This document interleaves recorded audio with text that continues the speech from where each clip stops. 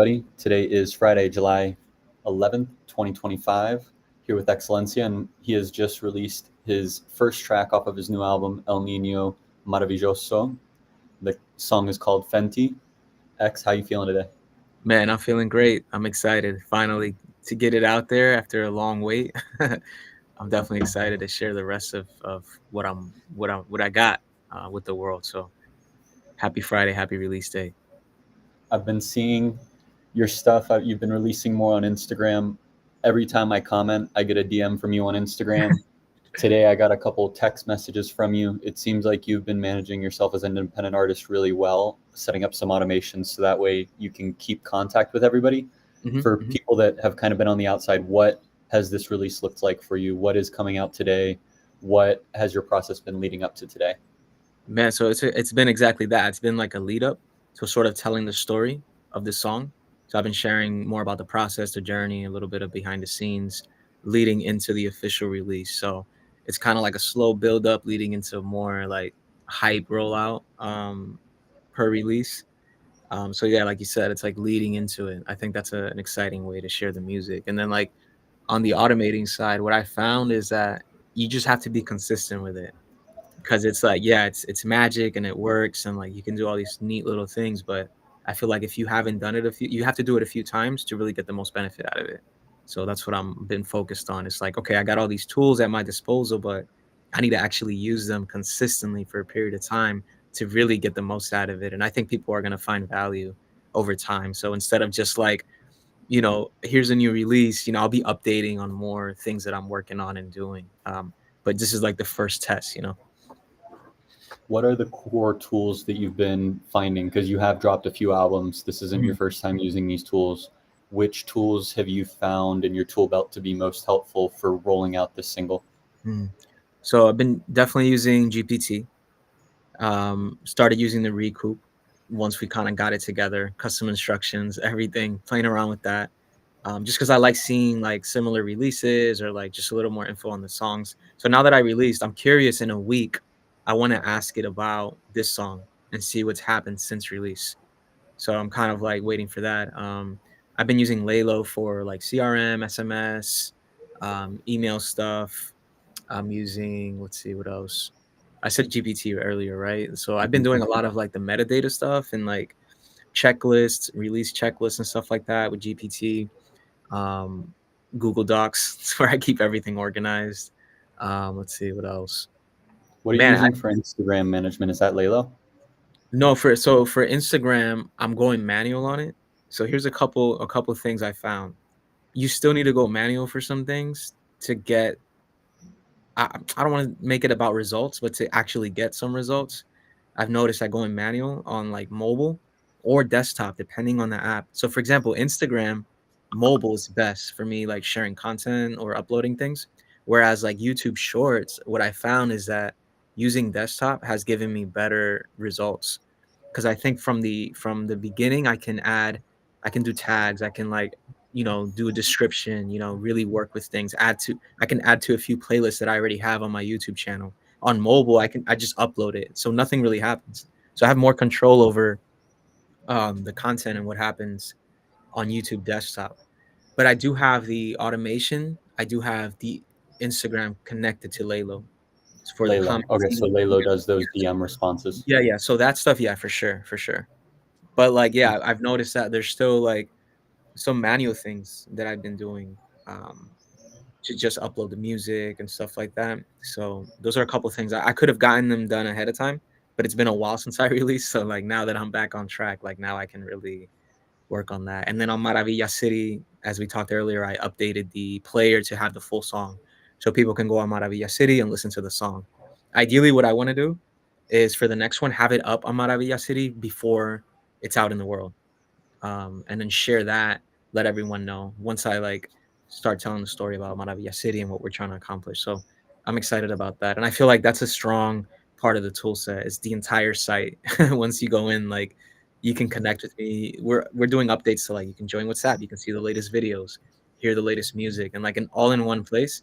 So I don't have to send you to different platforms, right? Or like Right. it's really fragmented. So I'm excited to add that to it. let's talk about the next song then. Do you already have an idea of when you want it to come out? And I guess, well, Mhm. my main question is, how do you envision putting it on the site to give early access Mhm. on Maravilloso.city before it goes live on other places? Yeah. So I think, so for example, I love the feedback we got from Yoshiro last time, where it was like, hey, the spin amp player comes up, I can listen to the song, but he went to actual spin amp looking to collect, but it's listen only at the moment. So that was kind of the goal with the music right now on the site, was like it's more of a listen only thing. So I'm thinking the next one I'll have it up, a few days prior to full release, communicate that to the community, supporters, everyone. They can go out there, listen to it. It could be a preview too, right? I think people love that, like a snippet where they Clip, can go yeah. and like go on the site and click and like they can hear, half the song or something like that exclusively before it's out. So I'm into that. In terms of collecting, I'm still thinking through it. We could use Manifold. We already have Manifold integrated. I have the contract. It's on base. So I just need to go to Manifold, create the page, the edition, and people can go on the site and directly collect the song to support me. So I think that would be a great one, either for this one because it's ready to go. I can go ahead and do that. It automatically updates and reflects on Maravilla City. So I can do it for Fenty, or I can do it for the next one. Now, one of the tasks I was trying to get done today is switching out the spin amp embed with Spotify. Yeah, Is your current plan still thinking about spin amp? Should I hold off on swapping that out, or I'd say, yeah, I'd say let's hold on, because if we're going listen only with the spin amp player, then I think we can kind of keep it. Because I was thinking about using Untitled. If you remember the Untitled embed, the Spotify was for the Spotify Planet. It was like a playlist where everyone can come in and share music and like stuff like that. right? On I still think Untitled, that can you was do that? no, on Untitled, it's just like a listening experience, and people can leave notes and comments and things like that, which I think is kind of interesting. Uh-huh. So is that still what? Do we still want to replace the spin amp embed with that new embed that you have in the Google Doc? I think it would be great. And again, Are it's you going to it's be able to do what you're envisioning of doing your allowing people to listen first on the exactly site? Okay. exactly So can we still won't do break that. that vision by doing the swap. No, we don't. I think we could even like I think you could even like password gate it so you can do password 4 pin and have people go in, enter that, and then they can get an exclusive listen before the song's out. I think that one's cool. And then the ability to collect, it's like that extra tier of support if you want to support the project. So I think it all works in tandem. Okay, I think I have a deployment preview where we can test out the chat. Yeah, I do. Let me send you this link. I'm going to send it here in the live stream because I've been working on it this morning and just I haven't gotten it shipped yet, but it's in review. So No, is it possible for you to share screen, go to that link, and let's talk about your feedback on the current state of the chat on your site? yeah, let's do it. Give me 1 second. All right, From share. last week, this was the biggest thing I needed to be building out on the tech side. I keep trying to get it in, and for some reason, I keep having little bits of errors. So let's see what Keith thinks about it now. All right, cool. So this is the Verso version of it. Let's see. We have the onboarding site. So as I go here, this used to be the static text box with some metadata info and stuff. So now, boom, damn, that's awesome. So let's go with who is like he's. Yeah, this is fire.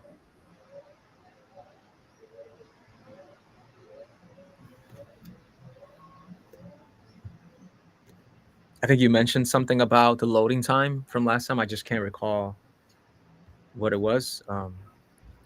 Should be faster now, but you were able to talk for a little bit before we saw anything. Okay. That was a Damn. big push we made this week to make it faster. No, hell yeah. But I mean, look at all the information it's given out. So it makes sense that it's kind of taking its time. The scroll was the big thing I was fighting with this morning, and it looks like you were able to scroll right now. Yeah, I'm scrolling. We got we got style, a little bit of information about me, career highlights, recent projects. I mean, that's great. Again, anyone coming in, either from Farcaster or even from Instagram or wherever, they can go here and just quickly learn about me without having to leave the site or searching on Google for me. Everything's integrated, and then they can have this conversation. I mean, I think that's great, honestly. It's really unique to what we're doing. What needs improved about this chat before I ship it to production? Let me see. I'm thinking if we can condense in terms of design, condense a bit like the text and the prompts, if possible. As in smaller font, or what do Yeah, you I mean? think like I would say like these boxes are a bit big. The fonts are a little big. If we can condense it down just a bit so that when we're here, it's not so bloated up. So the making things smaller. I think condensing down, scaling down a bit would be great. Just what's within the actual box itself. The prompts. Yeah. You also want the text inside of those messages, the messages. Yeah, I think so. Yeah. That way, like it's less scrolling, could potentially be less scrolling for people. It would be great to test on mobile. If you have F12 on your keyboard, you can change the layout, or yeah, F12 should change it over to a mobile layout. Or if you don't have F12, you can right click inspect. Let's see. Is there a command for a shortcut for the F12? Because I have the audio. Is there like option command F12 or something? On my keyboard, I have an FN button on the bottom left of my keyboard, and then that shows in my touch bar all the function keys, and then I should be able to hit F12. Okay, so function F12. So that brings out the inspect for me. and then once you have that inspect, do you see something on the top left of that inspect panel? There should be something that looks like a computer in a mobile phone. There, now it looks like you might be viewing it in. Okay, very cool. We can kind of bring that in. Like And now above where you're currently looking, you should be able to select any device size. You're manually dragging it right now, and you can select a device size up in here. that drop down. I believe so. I'm only seeing the main tab. So I got it down to iPhone 14 Pro Max. Cool. Are you seeing that white blank space, or is it just looking okay? Yeah, I see that. Can you try refreshing? It might just be because we're resizing the page, but it looks a little weird on your side right now. There we go. I think that was it. Okay, cool. Never done this before, so let's see. Go to metadata. Yeah, you see, this is cool. I feel like it's a bit more condensed on mobile. Normally. So do we just want to vertically stack those prompts on both? Yeah, I would say let's do that. And then I can go ahead and like generate. I mean, it's great. I think it's doing what we want it to do, and I think that's the most important thing. Yeah. Do we still want smaller text inside of these messages? So on prompts, we'll vertically stack them. Yeah, I think so. You notice how there's smaller text here actually? For some of them, for the points, for the bulleted list, it looks like it's smaller text, and then for normal text, it's a bigger font size. Would it help to make the size of the box bigger? Like vertically taller? Yeah, if that or works. Do you like the vertical size? Yeah, if we need to make it a little bigger, that's fine with me. If we need to scale it up a bit, and then whatever's in the like text actual is scaled down, and I think this is a good size right here, the bullet point size. So we want to make all text the same font size as the bullet point text size? I think so, yeah. That way everything just flows together and it's a bit more condensed. But other than that, I mean, it's great and it's doing what we wanted to. Got it. So the two points of feedback that I have from you are on the prompts, always vertically stack them instead of trying to put them side by side on desktop. Yeah. And then the text for the font size, we want to make all text the same as the unordered list, which is dev talk for the bulleted list. Yeah. Okay. Anything else other than that on the chat feedback? Not for me, honestly. It's what we wanted it to. It's accomplishing what we wanted to. So people can learn about me and they can learn about Maravilloso City because we also have the onboarding when they come in. So I think that's Cool. enough context, and along with them exploring and checking out what else they can do. Okay, so I'll get those. That'll still be top priority. We want to get metadata cleaned up. That way it's feeling fully ready for you to share this with other people. Oh yeah, Once I get the prompts vertical, font size, same as the unordered list, the bulleted point. Number 2 that I had on my list was the music player. We want to swap from using Spinamp, which is what you were just mentioning at the start of this video, to using Untitled, which yeah, is the iframe code that you sent me. yes. Stopping there, are those still the top priorities? Does that still make sense as the biggest, most important things for me to focus on to support your rollouts? Yes, 100%. I would say so. Okay. After those 2 things, other thing, before I go into the list that I already have, what in your mind is the next most important thing on the tech side we want to get buttoned up after those 2 things? We had, I believe we had the WhatsApp for subscribe, Yep. so that people can start joining that channel or that community. With your V0 design. Yeah, exactly. Yeah, yeah, that would be dope. Because we do have, for And I example, noticed that subscribe, isn't that in the, is that subscribe bus in the cover art of Fenty? yeah, it is, it is, it is. I'm glad you caught that. Yeah, there's a couple elements that he threw in he's gonna throw into the single cover art designs and stuff like that to kind of keep it all in the same world. And then Nino's chilling on a planet. I still don't know which planet it is. I'm assuming he did it in the center planet, and Mhm. it's like cut off so you don't see a Niño Maravilla. Mhm. Yeah, he added that. He added some of the moons, I think, some of the other little planets and moons and stuff like that. Cool. So those will be the 3. Start with metadata agent, get the feedback for the prompts, vertically stack font size on the text. 2, replace Spinamp embed with Untitled embed. 3, get the subscribe planet in there. Yeah. Other than that, we've got a couple minutes left. Did you already give me the date that you were thinking of for your next single, or is that unannounced and now it's not a time you want to talk about it? So I haven't. So let's see. I'm a little behind with it, but I would say within the next 2 to 3 weeks. I'm aiming right now for like bi-weekly releases. Leading into the album, like the full rollout, all songs on the project. So I'm looking at 2 weeks. If anything changes, it might be like a 3-week one for like one song and stuff like that. But Mhm. I think that's kind of the cadence that I'm going for in terms of the Bi-weekly release. rollout.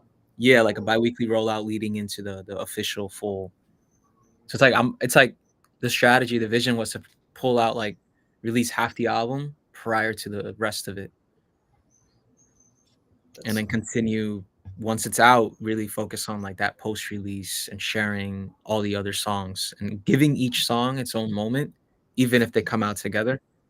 The hmm. idea is like post release, kind of giving every song a chance, a moment, telling the story, the journey, the process of each song.